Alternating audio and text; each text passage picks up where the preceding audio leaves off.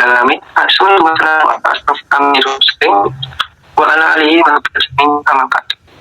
Yang saya hormati Bapak Toto selaku dosen keperawatan anak 2 yang telah memberikan waktunya pada kelompok kami untuk berpresentasi. Pertama-tama marilah kita panjatkan bersyukur atas kehadiran Allah Subhanahu wa Ta'ala yang telah memberikan kami serta hidayahnya sehingga kita dapat berkumpul pada Gimet malam ini dengan walafiat tanpa kekurangan sedikit apapun. Salawat serta salam tak lupa kita tujukan kepada Nabi kita, Nabi Muhammad SAW. Semoga kita semua mendapatkan syafaatnya di yaumul qiyamah. Amin. Baik, untuk mempersingkat waktu, di sini kami ingin mempresentasikan tentang Adresiani. Itu kelompok kami berdasarkan ada 12 anggota. Yang pertama ada Izzah Nur, yang kedua Bagus Jarat, yang ketiga ada Ayu, yang keempat ada Busarian A, yang kelima ada Ilmanur, yang keenam ada Muhammad Zainur, yang ketujuh ada Nanda, yang kedelapan ada Rohatul Alia, yang kesembilan ada Zain Fitri, yang ke-10 ada Siti, yang ke-11 ada Winda Tatika, yang terakhir ada Yukifana.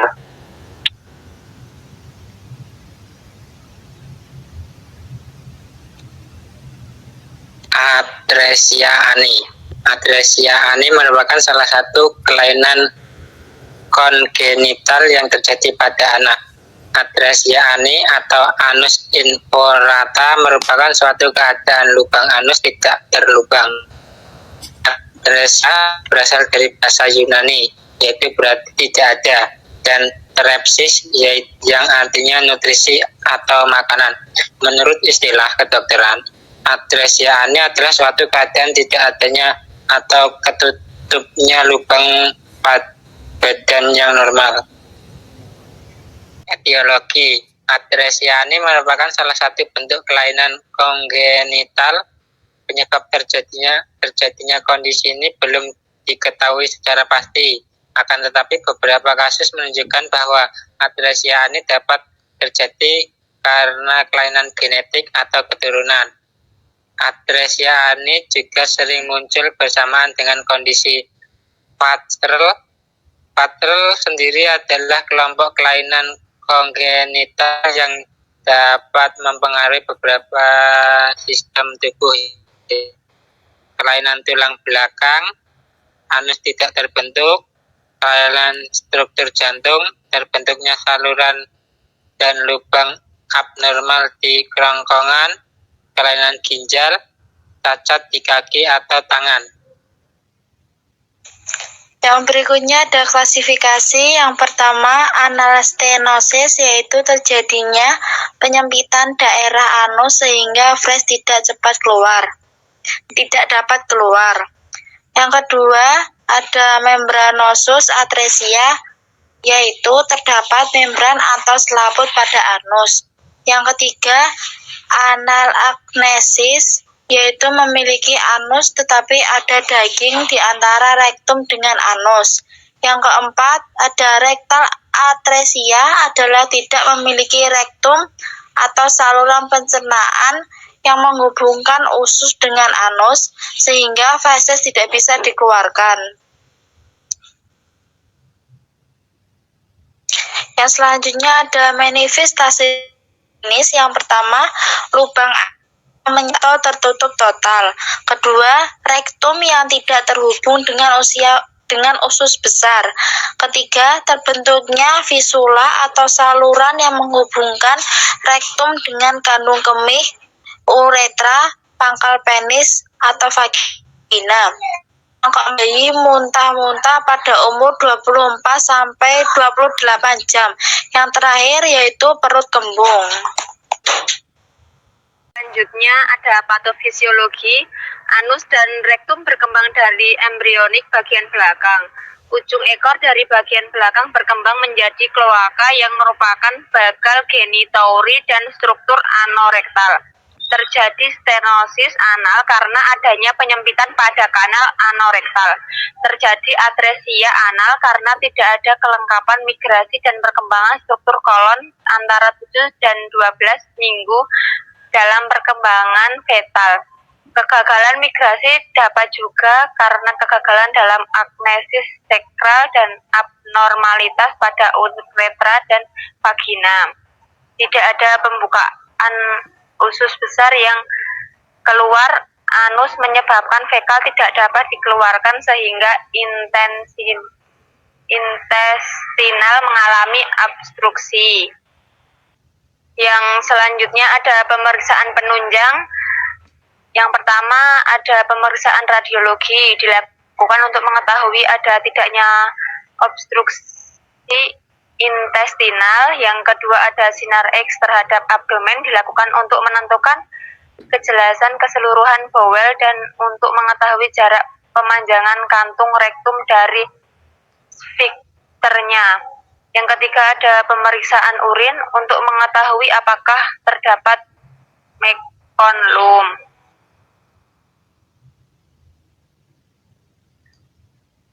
Yang selanjutnya ada penata laksanaan medis. Yang pertama eksisi membran anal, yang kedua visual, yaitu dengan melakukan kolostomi sementara dan setelah umur 3 bulan dilakukan koreksi sekaligus. Kolostomi pembuat atau bilang anus di bagian atau lubang anus di bagian perut. Yang keempat ada dilatasi anal atau pelebaran lubang anus, dan yang kelima ada eksisi membran anal atau pelepasan selaput anus, dan yang keenam ada anoplasti atau perbaikan organ anus. Yang selanjutnya ada penata laksanaan non-medis. Yang pertama ada toilet training, yang kedua ada dimulai pada usia 2-3 tahun, dan yang ketiga menggunakan strategi yang sama dengan normal. Yang keempat ada bowel management, dan yang kelima ada menjaga kebersihan kantung kolostomi meliputi enema atau irigasi kolon 1 kali sehari untuk membersihkan kolon. Yang selanjutnya ada diet makanan termasuk pengaturan asupan laktasi atau ASI. Yang selanjutnya ada penata laksanaan keperawatan. Pada orang tua perlu diberitahukan mengenai kelainan pada anaknya dan keadaan dapat diperbaiki dengan jalan operasi. Operasi akan dilakukan 2 tahap, yaitu tahap pertama hanya dibuat anus buatan, dan setelah umur 3 bulan dilakukan operasi tahap yang kedua.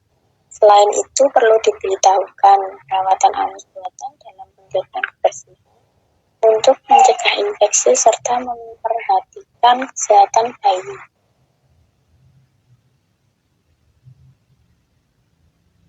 Dan yang selanjutnya ada komplikasi. Yang pertama, konstipasi dapat diatasi dengan diet tinggi serat. Obat pencahar juga terkadang diberikan untuk mencegah menumpuknya feses di dalam usus yang akan membuat usus melebar dan mengakibatkan gerakannya menjadi berkurang. Dan yang kedua ada inkontinensia urin dan feses. Pada beberapa kasus, inkontinensia urin dan feses dapat terjadi walaupun operasi berjalan mulus dan tanpa komplikasi. Dan yang selanjutnya ada stenosis anus. Anus yang baru dapat membentuk jaringan parut dan menyempit atau stenosis. Bila terjadi, kondisi ini akan membutuhkan operasi lanjutan.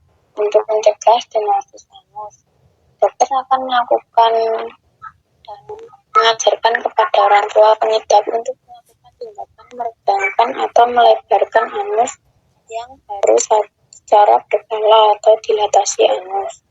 Dan yang selanjutnya ada komplikasi praoperasi. Kelainan komplikasi yang terjadi pasca operasi. Komplikasi juga dapat terjadi sebelum dilakukan tindakan operasi. Antara lain robekan atau perforasi untuk infeksi saluran kemih apabila terdapat fistula ke saluran kemih. Sekian dari kelompok kami, kurang dan lebihnya saya mohon maaf. Wabillahi taufiq wal hidayah. Assalamualaikum warahmatullahi wabarakatuh.